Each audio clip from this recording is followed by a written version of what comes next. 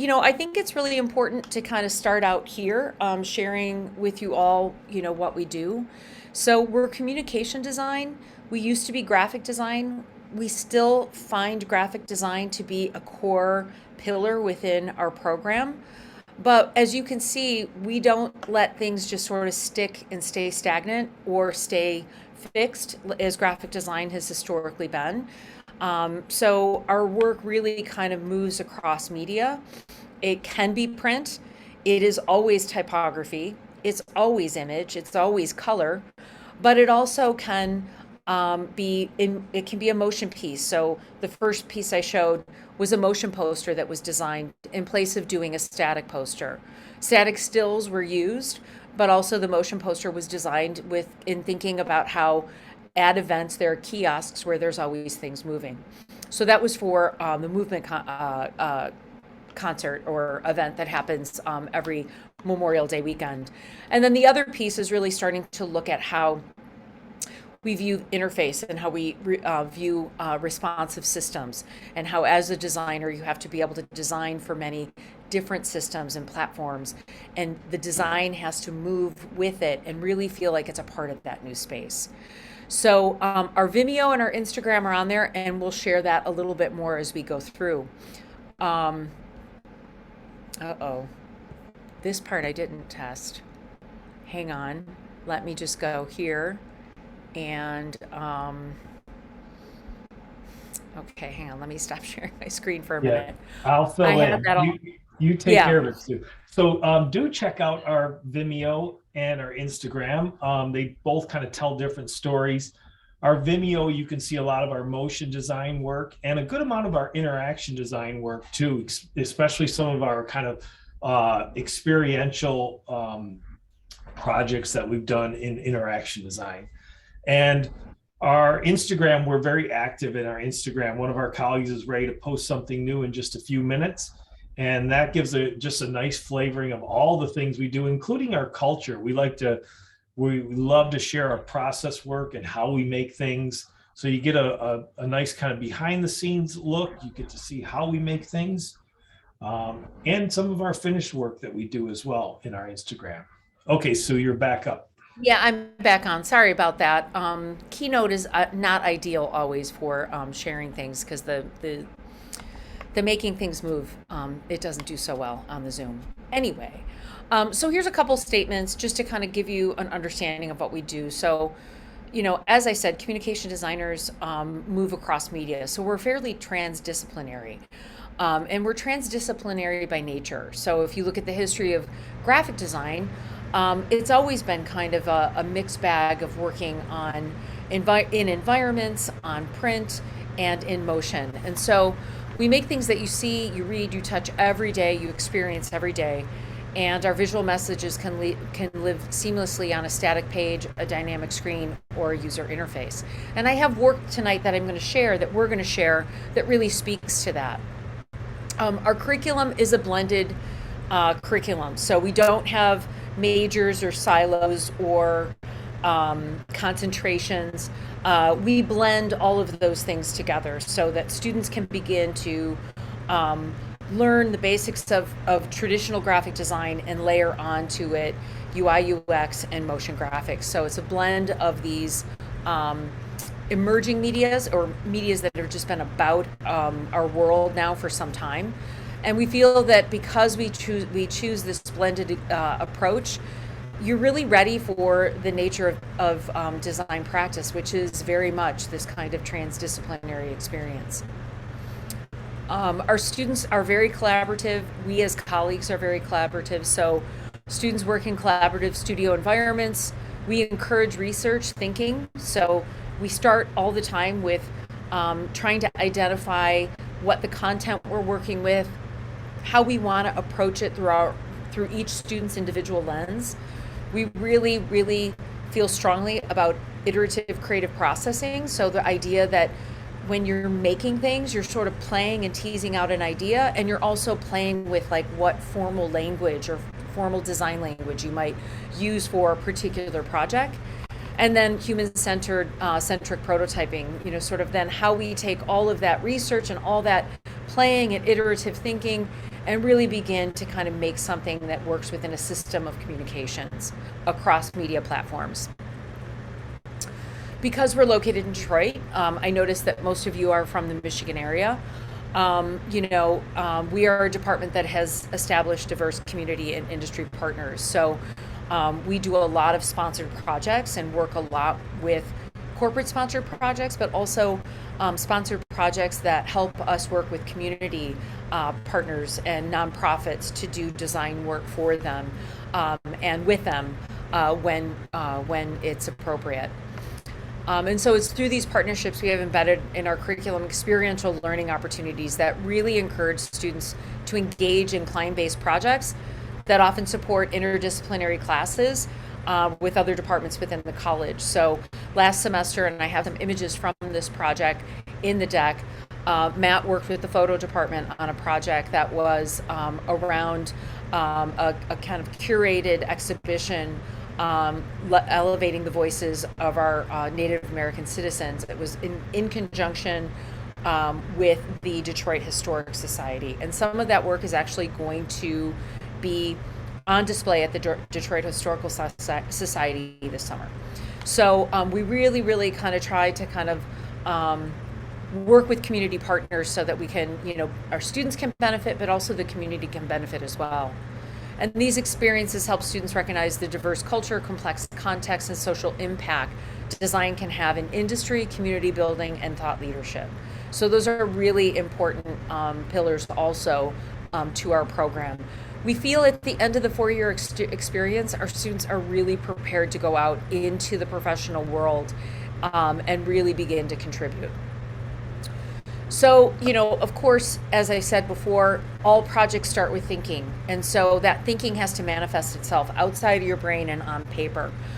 We use Miro a lot, but we also use good old-fashioned craft paper and do a lot of mind mapping so that you can begin to pick apart an idea.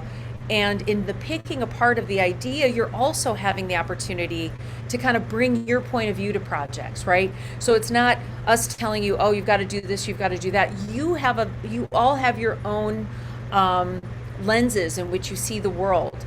And some of those lenses are going to be very intersectional, right? It might be through race, it might be through gender, it might be through your community that you come from in and around the Detroit area. So we really encourage students to bring their point of view to this process. So as you can see, mind mapping quickly turns into Post-it notes and then turns into quick visuals. And then from there we play. We get all these things together, we take our words, we take our language, we take our thinking, and we just start making. And we make with a lot of different tools. So here you can see students using traditional tools, and that's very much a part of our lexicon of tools that we use.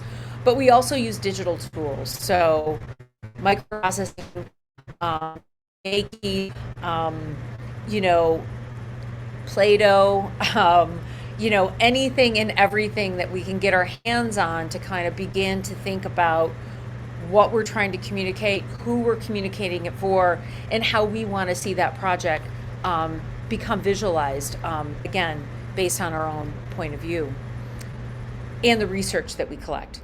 And then we make, and then we take all that stuff and we start prototyping, we start making. And so sometimes we make in service of a client.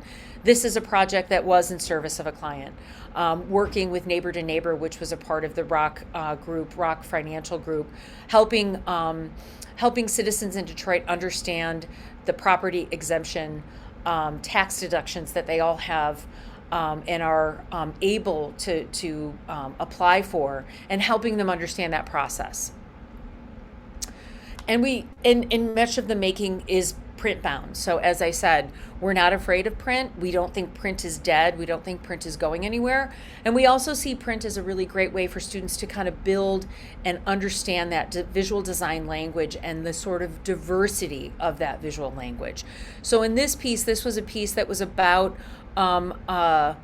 Art Nouveau, and it actually was also not just a print piece. It was also a QR code piece that you could actually, it was augmented, that you could actually hover your phone over the pages and you would start to get other information pushed to you. Since COVID, we have found augmentation to be something that people are way more receptive to than when this student did this project right before COVID. People were like, what? Augmentation? Use my phone for what? But now, because we're doing it all the time to view menus, it's really becoming instrumental in the work that we do. Matt, I have some more stuff. You can talk about the DPS project when it comes, because it's in there, the QR code, the Yep. and then again, this project was in service of a client. We worked with the Inside Out literary group, type design class, design typography, that would be used to set the poems of the K through 12 students who were writing poems at Inside Out. So it was a commemorative publication that we created in newspaper form, where students created typography that was completely connected to the poetry that students were making. And then, we're not afraid to kind of mix things up. So, we do a little print, and then sometimes we go, oh, hey, I think I want to make a kit. I think I want to make a kit that's something that a community can use, or a group can use. And so when we get into those spaces, then we have to kind of venture out into other materials. So this kit was made not only with print, but also with the laser cutter that we have on campus, that you can kind of cut stencils and cut boxes and then assemble. So really interesting and simple ways to create three-dimensional pieces that can be a part of our communication system. And then, of course, we brand. So we do a lot of branding. And of course, branding is a great example for anyone in the space that's still like, I don't know what she means by cross-platform. Branding is a great example of that, because branding has to live on a website, it has to live on a phone, it has to live on a billboard. Sometimes it has to live in a neighborhood. Sometimes it has to live on a bag. And it has to live on, as something as mundane as your ID or lanyard. So branding is one of these great examples of how designers have to think kind of systemically across these platforms. Another branding example, sometimes we work with community partners. That last one was about, again, another community partner that we worked with in a sponsored studio. This was a project where students took an existing brand and did a brand assessment and redesigned, the way in which that system works. So this was the branding solution for the Detroit Public Library. And then again, another example of working with a community partner. And this one, definitely you start to see the very kind of diverse and transdisciplinary nature of our profession right now, and the skills that we help you build and establish in our program. This was the piece that I showed you at the beginning. Again, we don't just wireframe things, we actually make things that are functional.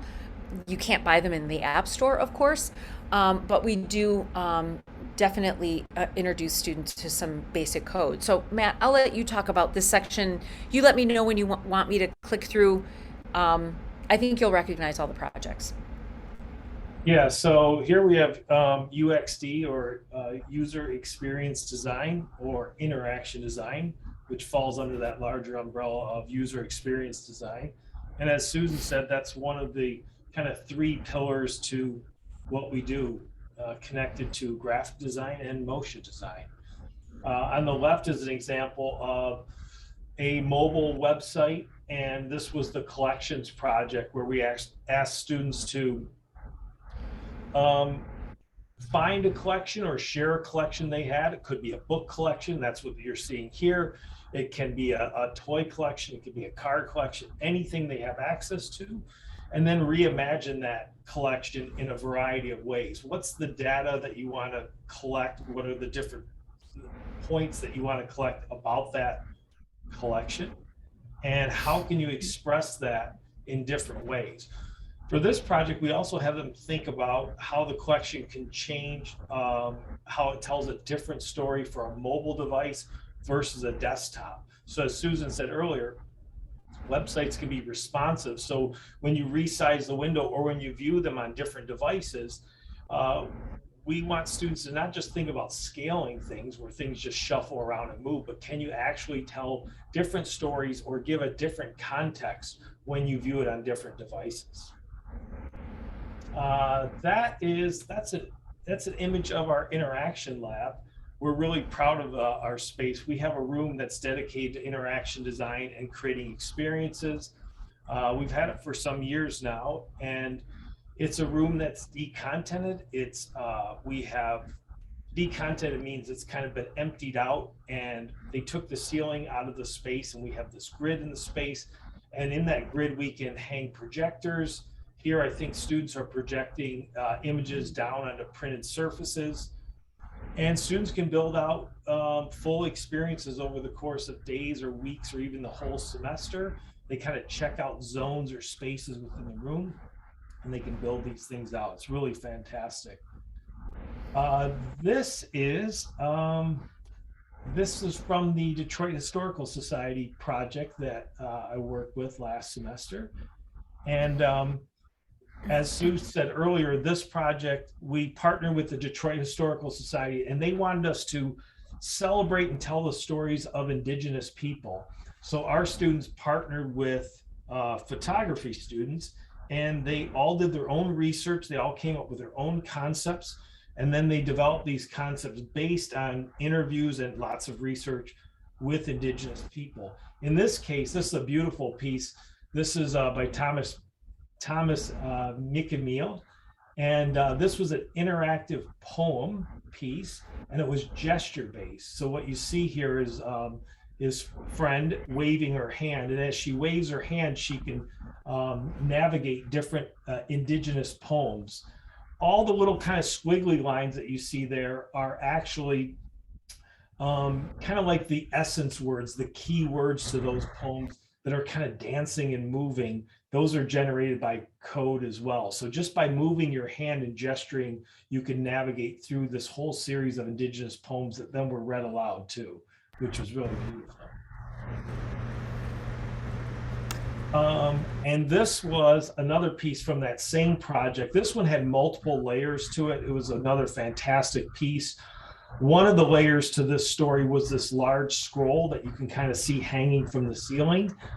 And the scroll was meant to show and celebrate Indigenous people by showing their diversity, by showing that they're not just the stereotype that oftentimes is seen in history books. So it's this beautiful mix of old historical images and the stereotype, but also the range of Indigenous people, how they've existed throughout time, and lots of contemporary images too. So you could kind of walk under the scroll and experience it. Also, as part of this project, the students, this is a proof of concept piece.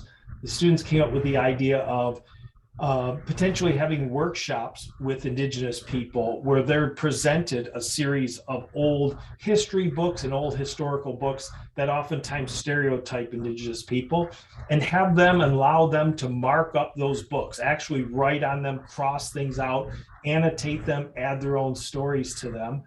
Those annotations and markups would be recorded, and then through augmentation, those spreads could then be shown in a museum. And by holding your phone up to those spreads, the spreads of those historic books, you get an augmented experience that overlays those images right on top of those historical spreads.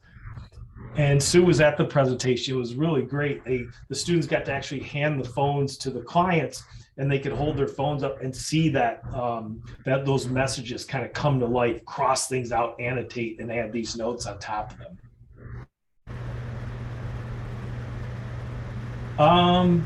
This piece was a great interactive piece. This used a little Arduino, and the students, this is a ping pong game, and they use ping pong to suggest kind of alternative ways of capturing energy. And they're showing that this was an actual working prototype. And by playing the ping pong game and exerting your energy with your body and the little ball going back and forth, it brought up these little facts on how energy could be collected in different ways and how much energy you were using and potentially could reuse by playing this game, which was then projected on top of the ping pong table. So you played a normal game, but on top of it, you could see the energy collected and how that energy could then power devices like iPhones and iPads. I think that's the little icons that we're seeing there. Mm-hmm. And as I recall, there were projects, and there have been projects where groups of designers and kind of I know what was happening in the Netherlands where they would put that they would do the same thing with the soccer ball. To again look at ways in which you could take the ordinary things that we do every day and how you could harness or harvest that power. So they were also kind of aware of that larger interest in looking at objects and looking at the motion of objects and how that could be reimagined. We had a ping pong table, and I think everyone kind of enjoyed it. And so I think it was like a really great project where the ping pong table got integrated into the design thinking, which was fantastic. Right. Yeah, we thought a little bit, are these guys just playing us so they Yeah, can play ping pong? But it actually ended up being a really smart piece. it was really good. What Sue is showing in some of these are just stills from videos. So there's the thing and things that you make in our program, but then there's the story, the documentation of that. And our students are really good at telling those stories by shooting videos and shooting photos and sequencing photos to tell stories. This was another interactive piece. This was called Interactive Sight, and the student researched the future of eyesight. What happens when we start augmenting our glasses like Google Glass, or the spectacles that you can buy now, or 5 or 10 years from now when we can start augmenting contact lenses or even our eyeballs themselves. What's the world going to look like when we can augment everything that you can see? So this student played with that. That was his research. And he played with the metaphor of an eye chart, like when you go to the doctor. So as you walk closer to the wall and walk closer to the eye chart, all these other kind of things start popping up. He was actually stating that, when we augment our eyesight, we may be bombarded with notifications and text messages and ads that can essentially float in front of you. So you kind of get overwhelmed with all these messages.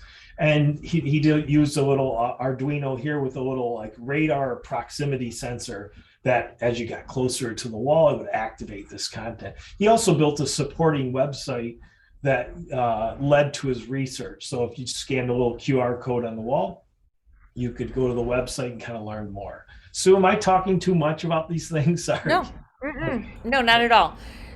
So this one actually moves as well. Oh yeah. So so we can kind of tag team this one. But so motion graphics or motion design, the way we sort of see it is that we work with motion graphics and elements that really start to speak to design space. So one of our adjuncts likes to use the term designimator. So it's someone that can really design and understands design concepts and design language and design messaging, but also can animate. And so that's kind of the sweet spot that we're in and trying to kind of really dive into in our program and in the classes that we offer in our motion curriculum. So this is just a kind of fun, again, this is a play. This is a play exercise where, Matt and Chad, who teach in the program, get the students in a room and they start doing all these in-camera explorations, again using materials that would not be particularly what you would think of in a communication design program, right? So looking at paint, looking at ink, looking at putting things in water, kind of messy play to really begin to look at how you can create effects that you don't have to use Cinema 4D to use or other software, that you can actually do them in camera and in studio. Does Yeah, that cover it, Matt? it's so fun to do this stuff too. So yeah, you're seeing some markers with transparency overlays and type and ink in water. We also use projectors. There's some stop motion work in there. There's some ink where you're blowing with a straw and moving that. Some reverse videography here. We just have so much fun. And we know we don't want to limit the students to a single tool. We don't consider that the After Effects class, that's one of our primary tools, but you can make in so many other ways. And you can make really interesting typography in other ways. And this is just one of those. So we have a couple of weeks where we're just playing with traditional tools. And then we'll, because we're taking we're capturing these with our phones and with cameras, we can then bring them in After Effects and composite them and knock out color and do interesting things with these more traditional captures. And then as we get into our second motion course, we start to get into video and video production. And so the idea of how you light something, how you begin to stage something, how that begins to look in terms of, again, composition and layout. And then how you tell a story. So this particular project is about how to, so you can how to anything, how to, and in this case it was a student who was making pho. Her mother makes delicious pho, and so this was like the steps of how you do it and how you're supposed to layer the ingredients, and how layering the ingredients is key to really good soup. We don't get the directions on what really goes into the broth though, and I think that that's really always like someone's family secret. And so I have to say I was disappointed that I didn't get the broth ingredients, but it's a great piece. Typography always fits into our world, messaging out, and then also sound and audio. So sometimes type is physical type, sometimes it's spoken word type. So in each case, it really depends on the communication, the context of the project, and what the student wants to achieve. We have a sound booth, so if a student does want to capture sound, they can do that. We have microphones. So again, we really try to have as expansive a box of tools that we can possibly have, and really look to students to kind of leverage those tools and their own creativity to figure out how to integrate them, and how to really kind of make them become an important part of their body of work. This is a project I think this one was done in our third motion course, and it really starts to look at taking again that physical world, that cut and paste world, and really starting to make it into a digital space, so that things don't always have to look super slick and super high fidelity. They can also really start to have a humanism and a humanistic quality to them. And so this was an animation piece that really started to become a kind of assemblage of these very humanizing experiences that we typically see in a very static way, kind of an homage to Dadaist collage or Surrealist collage. So, that's sort of the, again, those are the blended pillars. And then, when we could, and when it was used to be safe, and when studios were open, we also get students out. We get students out and about, and really like to travel, and really like students to visit design studios to see just how every design practice is so very different. So this was an example of a studio tour we did in the Detroit area. We're hoping to be able to do these things again, but it is really important that people are back in person, because it really, being in someone's design space is really, I think, an important way for students to kind of see the variety and the vastness of how a studio can be large, small, have ping pong tables in it as well, or have lovely plants. So every studio has a personality that is very much a part of those that are principals and practitioners within that studio. So we've traveled to Seattle, on spring break, and we've gone and visited studios there. This may have been the last trip we took before COVID. It was a very nice trip to Seattle. We also go to New York City. We've been there a couple times, and so that's always an easier. It's super close, so it's not very difficult, and everybody always wants to go to New York. Even more convenient is Chicago, and we've done that, and we do that quite often. Students, there in that case we take the train, so it's a pretty easy and affordable trip. And then we also have been to San Francisco as well. So those are some places that, we've been, and we were supposed to go to Los Angeles right when COVID broke out and our trip got canceled. So someday we'll have Los Angeles on our list as well.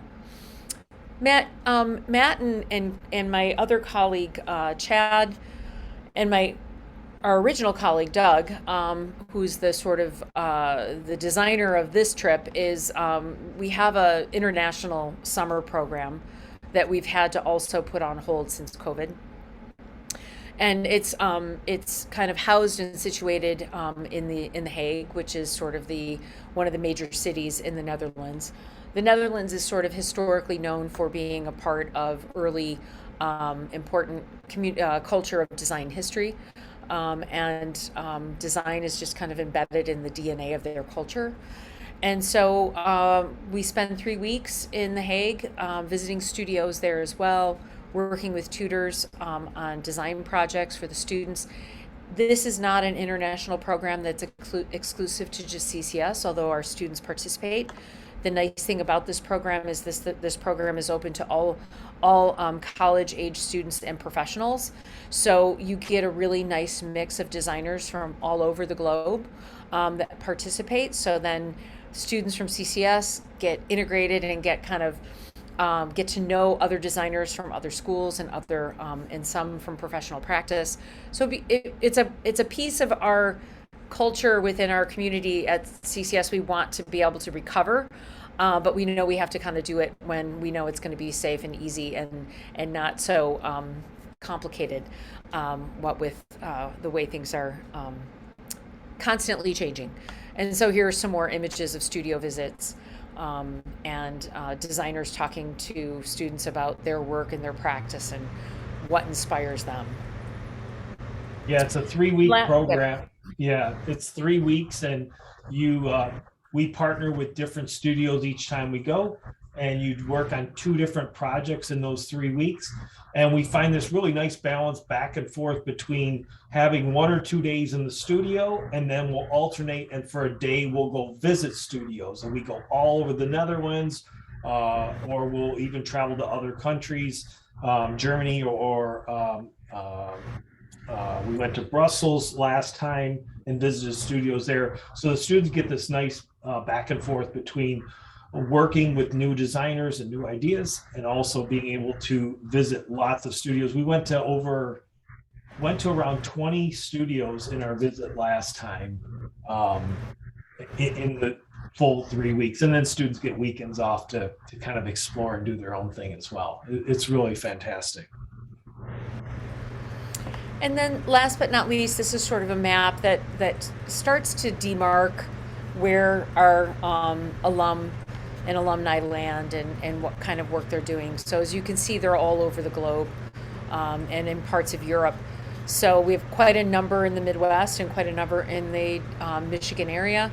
So if you're, tried and true Michigander and you don't want to leave the confines of the state, plenty of work and work opportunities for you as a graduate from our program. But if you're also, interested in wandering, there are tons of places that you can wander off to. Starting salaries for our students, at the very low end is $50K.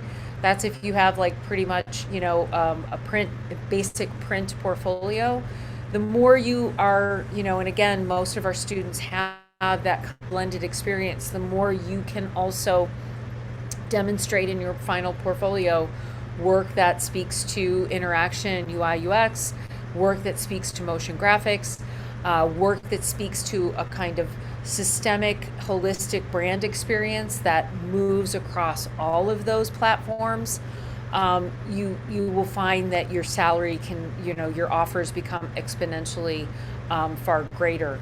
So we typically have about, I would say, maybe 90% placement. The last 2 years have been really, really solid. Students have found jobs in some cases before they graduate. So we have a strong alumni network, and our alumni network is very connected to our department still. So that is really an asset that we bring that other departments at the college, I have to say, don't have that. They all have alumni, but we are very tethered to our alumni. We have many of them come back to speak. We have many of them that are faculty in the adjunct pool. And they're just people that really want to hire our students because they know the students coming from the program are really ready and really capable. So I think that's a real important component. that also differentiates us from, other schools in the area. So while, U of M is U of M, and, U of M is our Michigan Ivy, I can't offer you U of M. We can't offer you U of M. But our program has, in the context of design, a really fine alumni network that will certainly mentor and help you upon graduation. So I think those are some differentiators, and the blended experience and the corporate sponsored projects and the community projects. I don't think other schools really have that in the area. So again, I know that there's always this, well, it's a communications design program, graphic design program. I think I'll go here, here, and here. That's all fine and well. But, we really work hard to make certain that you are fully prepared upon graduation. And again, our placement really, I think, speaks for itself. And that's all I have. I mean, I do have other work, but maybe we'll take some questions at this point because, like we said, we didn't want to do all the talking.